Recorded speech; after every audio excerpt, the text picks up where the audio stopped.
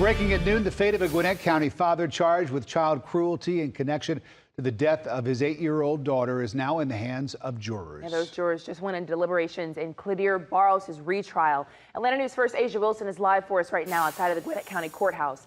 Asia, jurors spent the morning hearing from both the defense and state attorneys.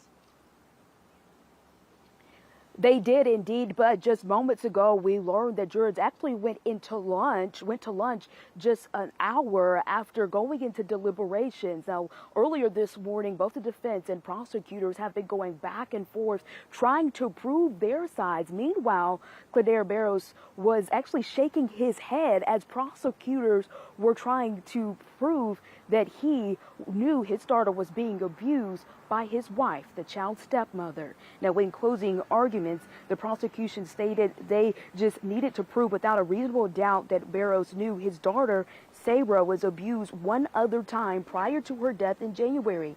Investigators say on that day, Barros' wife, the child's stepmother, allegedly hit the young girl in the back of the head with a wooden rolling pin and died while Kadir was at work. Now, prosecutors claim prior to this incident, the 37-year-old truck driver knew his daughter experienced a series of abuse, including back in October 2023, where she was injured and taken out of school 27 days later, allowing her to be at home with his wife. The defense maintains that their client is innocent, adding that if he knew, he would have stopped it.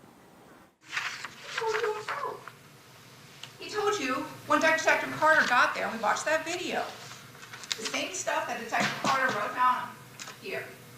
She hits her. He saw that. She's done it before. It's anger.